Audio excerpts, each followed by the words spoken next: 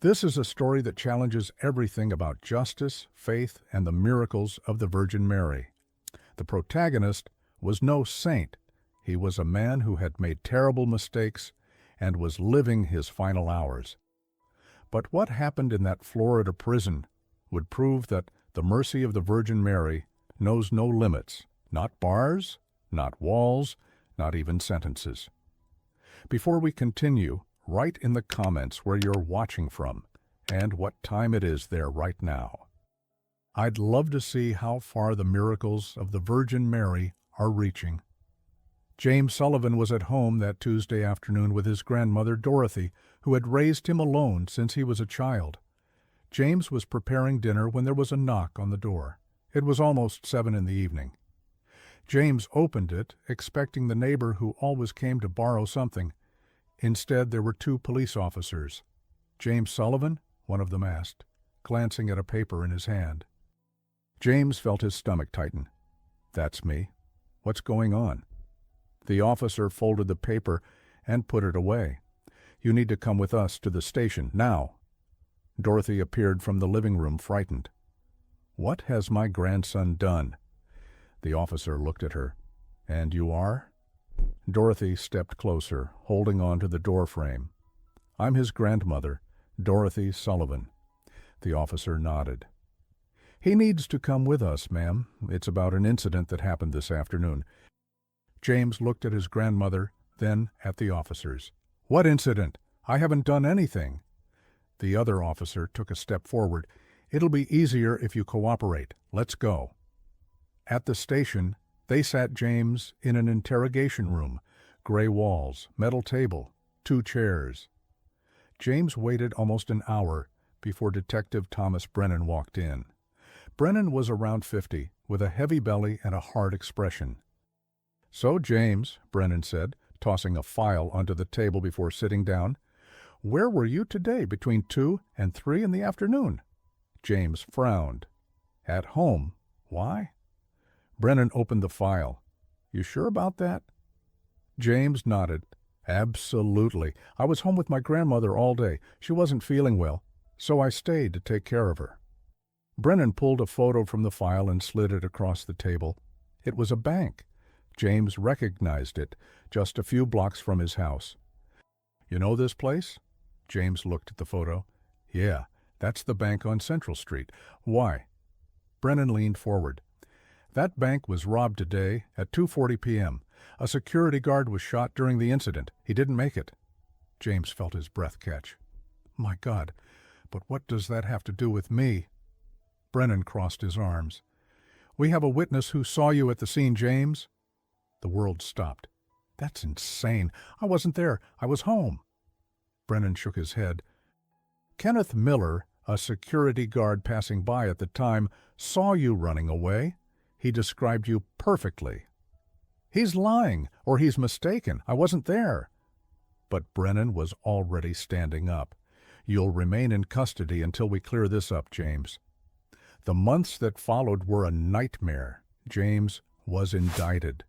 Dorothy spent all her savings to hire a lawyer but could only afford a young, newly graduated attorney named David Chen. On the other side was the prosecution, seasoned, experienced, relentless. The trial began in August. From day one, Dorothy was there. She was 68 years old, her body worn from decades of work as a cleaning lady, but she never missed a single day. She always sat in the same spot, front row, on the defense's side. Dorothy carried her rosary in her purse. The same rosary she used every night to pray before the image of the Virgin Mary she kept at home, an image nearly 100 years old, passed down through generations. During the hearings, while the lawyers argued and witnesses spoke, Dorothy silently moved her lips, praying without ceasing. On the second week, Kenneth Miller took the witness stand. When he sat down, the courtroom fell silent. The prosecutor stepped closer. "Mr. Miller, can you tell us what you saw on March 14th? Miller nodded. "I was coming back from work, walking along Central Street, when I saw something strange at the bank. People were running. Then I saw a man rushing out the side door running fast. The prosecutor continued, "And were you able to see that man's face?" Miller looked directly at James. "Yes, perfectly. It was him." He pointed at James without hesitation. Average height, brown hair, and a scar on his left eyebrow, just like his. A murmur rippled through the courtroom. James felt despair rising inside him. He looked at the jury. He could see their expressions changing. They were believing it. Attorney Chen stood for the cross-examination. "Mr. Miller, how far were you from this person?" Miller thought for a moment. "About 10, maybe 15 meters. Chen continued, "And how long did you see him for?" Miller answered confidently, "About 3, maybe 4 seconds. Chen tried to plant doubt. "3 seconds, mister." "Miller, you're absolutely certain of an identification based on 3 seconds?" But Miller didn't flinch. "I am. I saw his face clearly." James looked at his grandmother. Dorothy had her eyes closed, hands gripping her rosary tightly, lips moving in desperate prayer. Weeks dragged on. Chen tried to build the defense. He called Dorothy to the stand. "Was your grandson with you that afternoon?" Dorothy wanted to say yes, but the truth was that she had slept most of the afternoon because of her medication. "He was home," she said, "but I slept for a few hours." The prosecutor used that against James. The grandmother cannot confirm with certainty. When the time came for closing arguments, the prosecutor was relentless. She spoke of the security guard's family. She spoke of justice. Chen did his best. He spoke of character. He spoke of reasonable doubt, but his words sounded too weak. The jury went out to deliberate on a Friday afternoon. 5 hours later, they returned. The foreman stood up, paper in hand. The room fell into absolute silence. "We, the jury, find the defendant, James Sullivan, guilty on all charges." The sound that came from Dorothy echoed through the courtroom walls. It was a deep moan, pure pain. James turned and saw his grandmother collapsing forward. Two people beside her caught her before she hit her head on the bench. James tried to stand, but the guards restrained him. "Grandma!" he screamed. "I didn't do anything. I wasn't there." The judge struck the gavel. "James Sullivan, you have been found guilty. This court sentences you to the maximum penalty allowed by the law of the state of Florida." They carried Dorothy out of the courtroom. James watched his grandmother in the arms of strangers and screamed until his voice broke. But it was no use, absolutely no use. James arrived on a Tuesday. They placed him in a cell at the end of the corridor. 4 concrete walls, an iron bed bolted to the wall, a metal sink, a toilet without a seat. There he would spend the rest of his life for something he didn't do. The first week was devastating. James barely ate, barely slept. He lay on his back staring at the ceiling, replaying every second of the trial. Dorothy appeared at the first permitted visit. When James sat down on his side of the glass and picked up the phone, his heart tightened so much it physically hurt. His grandmother's shoulders were hunched. Her hands trembled. "James," she said, her voice weak but steady. James couldn't hold back. He started crying right there. "Grandma, I'm so sorry. I'm so sorry." Dorothy shook her head. "You did nothing, my boy. I know that. The Virgin Mary knows that." Then she took something out of her purse and showed it through the glass. The rosary. That wooden rosary she had owned for decades. "I'm going to pray for you every day, James, every single day until the end, and the Virgin Mary will hear me. She always does." "Grandma, you don't have to come here every week," James tried to say, thinking of how hard it was for her. 2 hours by bus to get there, 2 to go back. Her body was already tired. "You need to rest." But Dorothy looked at him with the kind of determination James knew well. "I'll be here every week, James. And the Virgin Mary will be with me, praying for you, asking for justice." And Dorothy kept her word. For 9 long years, every single week without fail, rain or shine, heat or cold, she was there, always at the same time, always with the rosary, always praying. The first years in prison were full of anger, anger at a God who had allowed such injustice. James would spend whole days replaying every detail, trying to find where everything had gone wrong. But Dorothy's constant visits, her prayers, began to do something inside James, something he didn't understand at first. It was as if her faith was so strong it began to overflow into him. In the 3rd year, the prison chaplain began visiting him. Father William Torres was 64 years old, with completely white hair and gentle eyes. He didn't come with sermons. He didn't come to judge or condemn. He came to talk. "James," the priest said during one of his first visits, "I know you say you're innocent." James looked at him, weary. "I am innocent, Father. I didn't do it." Father Torres nodded. "I believe you. And do you know why? Because I know your grandmother. I know her faith. And I remember you when you were a little boy in church." James had forgotten that when he was a child, Dorothy used to take him to church every Sunday, that he knew that priest. "God knows the truth, James," Father Torres continued, "even when men fail to see it, even when human justice gets it wrong, God knows." By the 5th year, something changed in James. He went to the prison mass for the first time. It was in a small chapel, just a few benches, but there was something there, a peace he hadn't felt in years. Father Torres taught him to pray the rosary again, just as Dorothy had taught him when he was a boy. "Hail Mary, full of grace." The words came back to James. Words he had rejected, had forgotten. Now they returned like an anchor. In the 7th year, on a cold December night, something happened that James would never forget.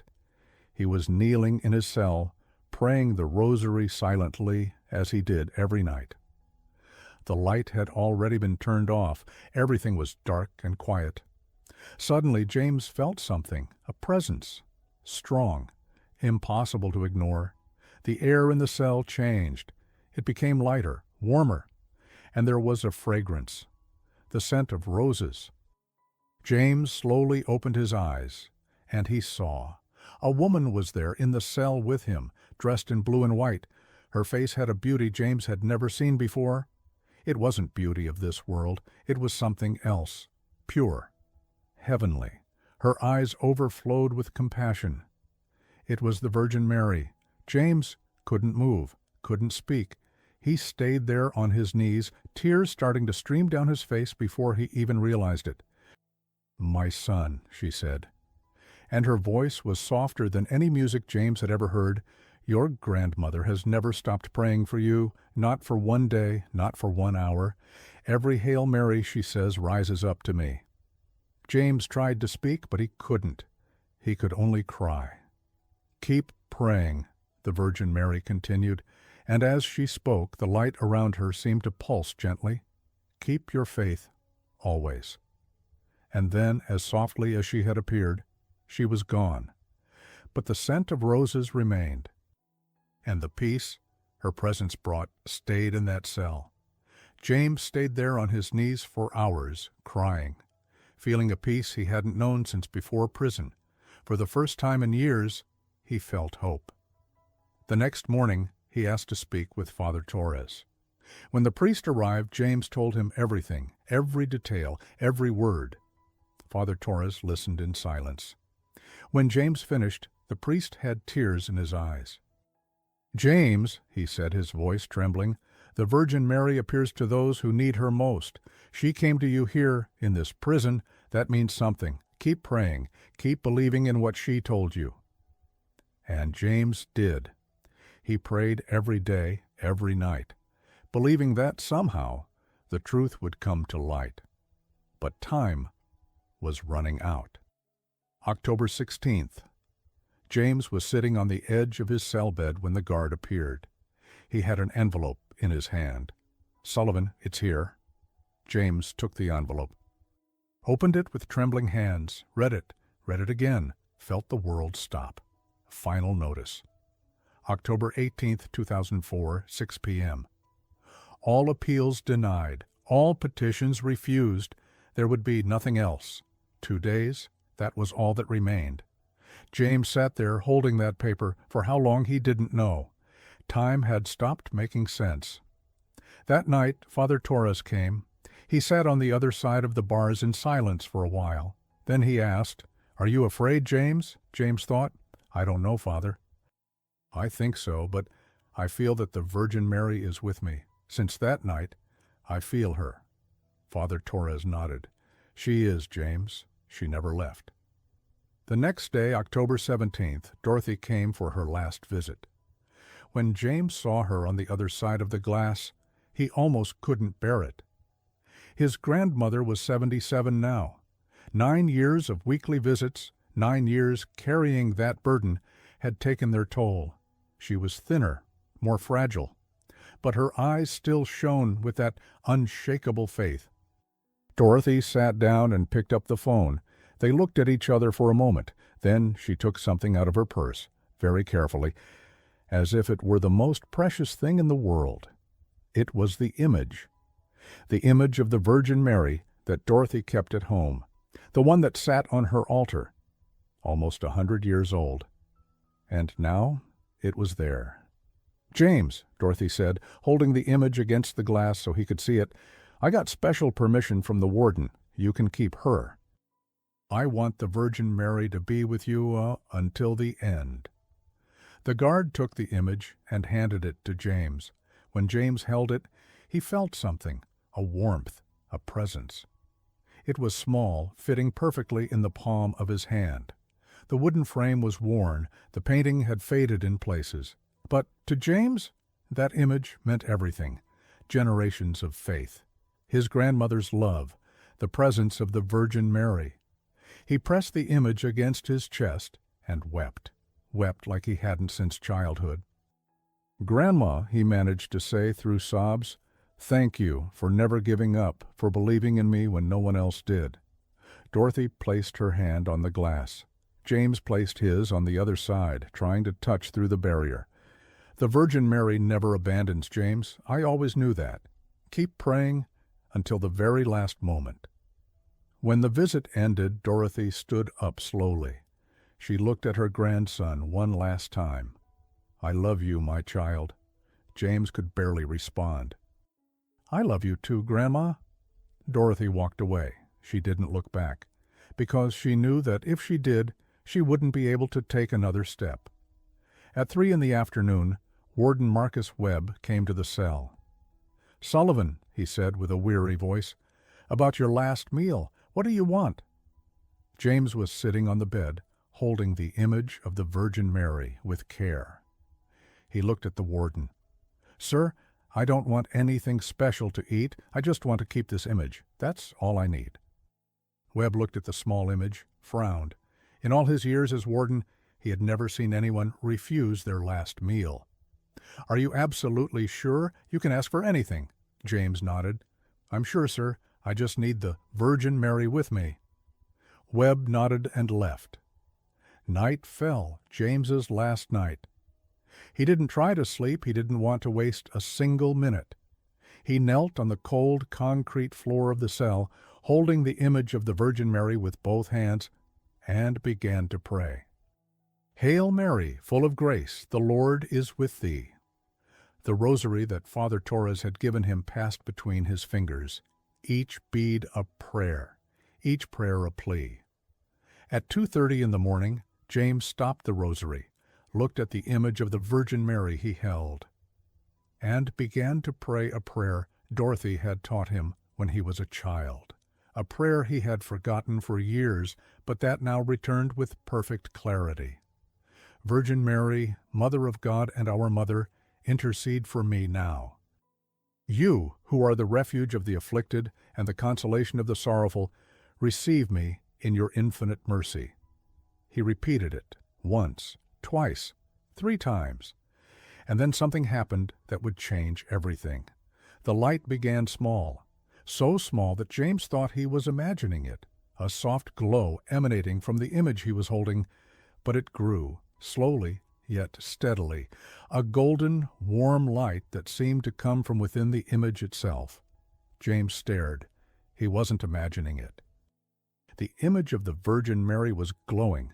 It was impossible, completely impossible, but it was happening, right there, in his hands. In the corridor, guard Robert Hayes was doing his night rounds. He knew every shadow, every sound of that prison. But when he passed by cell 23, he stopped. There was a light in there, a light that shouldn't exist. Hayes approached the bars slowly, and he saw it. The image in James's hands was glowing with a golden light that pulsed softly, as if it were alive. "Sullivan," Hayes called, his voice strange. What's happening in there?" James looked at the guard, then back at the image. Tears streamed down his face. "It's the Virgin Mary," he said with absolute reverence. "She's here." Hayes had 18 years of prison service. He had seen everything: madness, despair, escape attempts, but never anything like this. The light came from no external source. There was no trick. It emanated from the image itself. With trembling hands, Hayes grabbed the radio. "Central," he said, trying to keep his voice steady but failing. "I need backup in cell 23. Immediately. I can't explain it. Just come, please." In less than 3 minutes, Supervisor Daniel Cruz arrived running with 2 other guards. They all stopped at once when they saw it. The image was still glowing. The light was soft but impossible to ignore, impossible to deny. "My God," Cruz murmured, instinctively making the sign of the cross. "This can't be happening." Hayes, who was skeptical and never believed in anything, spoke with a voice full of awe. "It's a miracle. We're witnessing a miracle of the Virgin Mary." Cruz, trying to stay rational despite what his eyes were seeing, asked, "Sullivan, where did you get that?" James, still kneeling, held the image even more carefully. "It was my grandmother Dorothy's." Then, gradually, the light began to fade, slowly, like a candle softly going out, until it vanished completely. But everyone there knew, with absolute certainty, they had witnessed a miracle of the Virgin Mary. October 18th, the day had come. The news about the image that had shone during the night spread among the prison staff. Some were afraid, others in shock. Many didn't know what to think, but everyone knew something supernatural had happened in cell 23. James spent the morning in continuous prayer. Holding the image of the Virgin Mary, he prayed without ceasing. He had accepted what was going to happen. At 9:30 in the morning, the prison corridors were quieter than usual. There was tension in the air, a heaviness. It was then that Eric Turner began walking down the corridor toward cell 23. Walsh was 58 years old, 23 years working in that prison. Everyone knew him, tough, serious, a man who never showed emotion, who never spoke about his personal life, who simply did his job and went home at the end of the shift. But that morning, Turner was different. His steps were slow, heavy. His face was pale, sweaty. His hands were visibly trembling. Other guards noticed. "Walsh, are you okay?" one of them asked. Turner didn't answer. He just kept walking, as if being pulled by an invisible force. Walsh had arrived for his shift at 6 in the morning, and immediately he heard it. Everyone talking, the image that had shone during the night, an impossible light, a miracle of the Virgin Mary. At first, Turner thought it was an exaggeration, guards making up stories. But then he saw Hayes. Hayes was as skeptical as he was, and Hayes was pale, shaken, repeating, "I saw it. I saw it with my own eyes. The image was shining." Walsh felt something tighten in his chest. He went to Supervisor Cruz. "Is it true, the story about the light?" Cruz looked at him with eyes still wide open. "It's true, Turner. We all saw it. The warden saw it. The priest saw it. That image glowed. There's no explanation." And at that moment, something inside Turner began to crack. For 9 years, he had managed to live with what he knew. He had managed to push it deep into his mind. He had managed to look at James in the corridors and pretend he was just another prisoner. But the Virgin Mary had manifested, had shone in that cell. For James, for an innocent man Turner could have saved 9 years ago. Walsh spent the next 3 hours trying to work normally, but he couldn't. His hands trembled. His heart raced. Every time he passed near cell 23, his chest tightened even more. At 9:30, Turner couldn't take it any more. He dropped everything he was doing and walked toward cell 23. When he reached the bars, he stopped, looked through them. James was sitting on the bed holding that small image of the Virgin Mary praying softly. Walsh stood there motionless, just watching, and everything came flooding back, everything he had buried for 9 years. Derek Mason's face entering the bank, Detective Brennan at his door with that envelope of money, James's grandmother collapsing in court, and now the Virgin Mary had shone, for James, for the innocent man. Walsh began to tremble. His legs gave out, and he fell to his knees on the cold floor of the corridor. And then he screamed. A scream that came from the depths of his soul. "I can't take it any more!" The entire corridor froze. Guards turned around. Prisoners in other cells stood up. James dropped the image on the bed and ran to the bars. Walsh was on his knees, his hands covering his face, his whole body shaking, and then he began to cry, deep, desperate sobs from someone breaking apart inside. "I can't take it any more," he repeated between sobs. "The Virgin Mary shone, she shone, and I knew, I always knew." 2 guards ran to him. "Walsh, what happened?" They tried to help him up, but Turner refused. He stayed on his knees crying. Warden Webb came running. "What's going on here, Turner?" Walsh looked at Webb. His eyes were red, destroyed. "Warden, the Virgin Mary shone last night. For him, for James. And I can't stay silent anymore." Webb frowned. "Stay silent about what?" "I was there," Turner shouted. 9 years ago. I was there when it happened." The silence was deafening. James grabbed the bars. "What?" Walsh turned to James, tears streaming down his face. "I saw everything, James. I saw everything. I was leaving work, walking down Central Street. I saw the commotion at the bank. I saw Derek Mason going in. I saw when he came running out." Webb stepped closer. "Walsh, are you saying that—" "James wasn't there," Turner shouted. "I was just a few meters away. If James had been there, I would have seen him. But he wasn't. I only saw Derek." James felt his legs weaken. "I could have said it," Turner continued, sobbing. "At the trial. When I saw Kenneth Miller testify, I could have stood up and said, 'No, you're wrong, I was there, and it wasn't him.' But Detective Brennan had come to me. He offered me money to stay quiet, and I accepted." Walsh covered his face. "I carried this for 9 years. Every day I saw James here, and it killed me inside. But I was afraid of losing everything." He looked at the image James was holding.